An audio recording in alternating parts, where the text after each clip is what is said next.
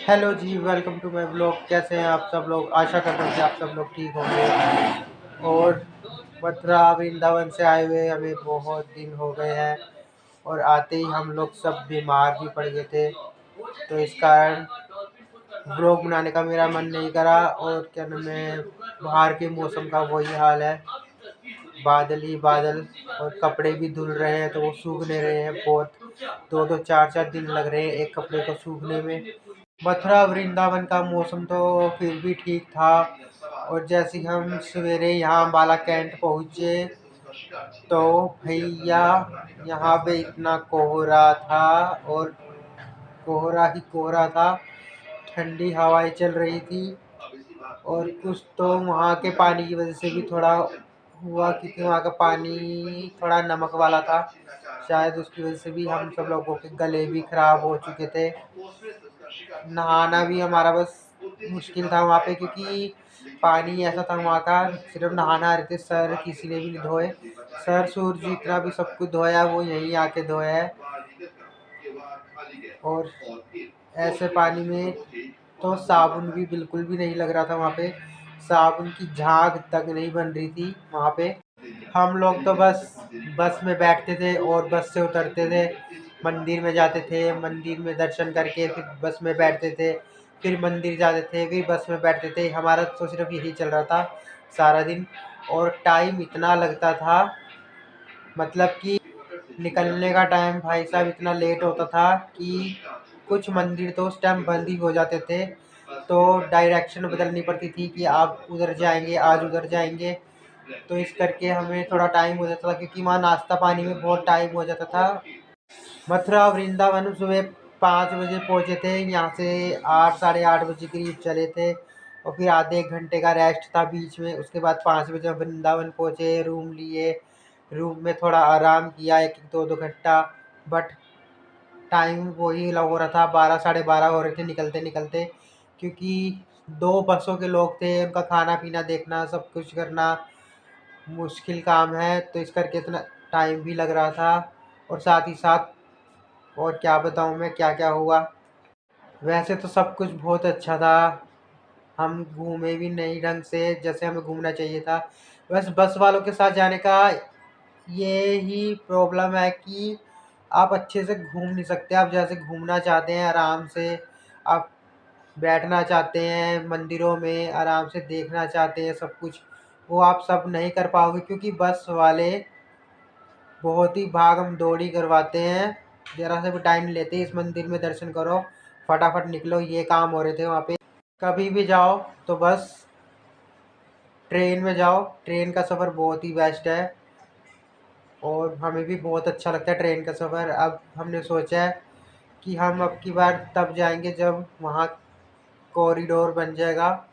तो कॉरिडोर बनने के बाद हम लोग दोबारा जाएंगे, क्योंकि हम वैसे नहीं घूम पाए जैसे हम ना घूमना चाहते थे वहाँ पर। और ये मैंने लगा रखा है हॉट ब्लोअर, क्योंकि ठंड आ गई है, ठंड की वजह से निकालना पड़ा।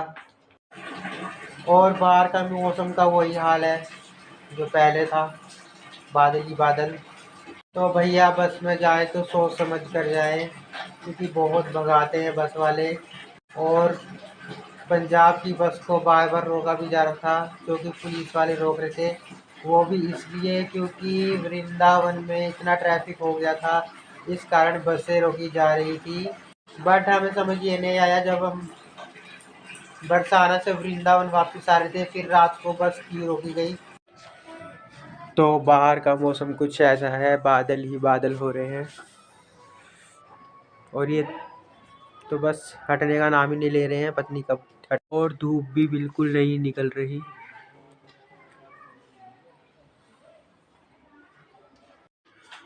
और बाहर का कुछ ऐसा नज़ारा है, बच्चे खेल रहे हैं, मम्मी उधर हाथ सेक रही है, और कपड़े तो बस सूख ही रहे हैं जैसे तैसे। धूप निकलने का तो बिल्कुल नाम ही नहीं है। बस जैसा मौसम चल रहा है, बादल ही बादल, बादल ही बादल। और सुना है पहाड़ों में निकल रही है धूप हर जगह। समझ नहीं आती, पहाड़ों में धूप निकल रही है और यहाँ पे बादल ही बादल। अगर बर्फ़ को पड़ना है तो यही पड़ जाए, पहाड़ों में पड़ने की क्या ज़रूरत है। और मैंने भिगो दिए हैं 2 कपड़े, 1 सूखा है और 1 गीला है। और मैंने भिगो दिए हैं 2 कपड़े, 1 सूखा है और 1 गीला है। और मैंने भिगो दिए हैं 2 कपड़े, 1 सूखा है और 1 गीला है। और मैंने भिगो दिए हैं रात के लिए राजमा। और देखो मैं रख कर भूल गया कि मैंने राजमा भिगो रखे हैं। और मेरे राजमा मैंने गर्म पानी में भिगोए हैं, पता है क्यों?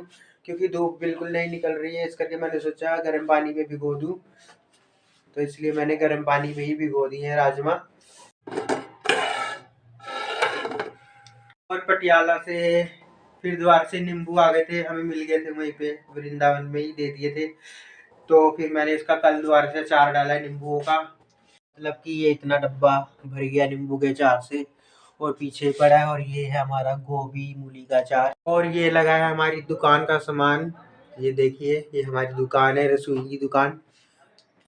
बस ये प्रॉब्लम है कि पापा डबल डबल चीज़ें लिख देते हैं, वो ज़्यादा हो जाती है, इस कारण बस डबल डबल सामान हो जाता है।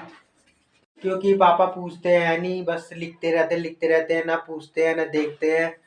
तो इसलिए इस कारण हमारा डबल डबल सामान हो जाता है। डबल डबल साबुन हो गया, डबल डबल बर्तन मांजने वाला, और कंफर्ट, सब कुछ डबल डबल हो गया है। अब की बार बनाते हैं थोड़ी ब्लैक कॉफ़ी और मिलते हैं आपको बाद में। देखिए कैसी आग जली है, सिर्फ धुआं ही धुआं निकल रहा है, आग तो जल ही नहीं रही। तो मैंने सोचा हाथ सेक लूँगा, बट ये बिल्कुल नहीं जल रही, सारा धुआं ही धुआं निकल रहा है।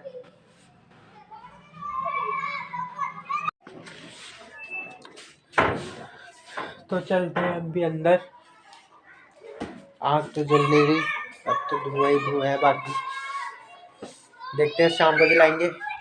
इसको कर देते हैं साइड।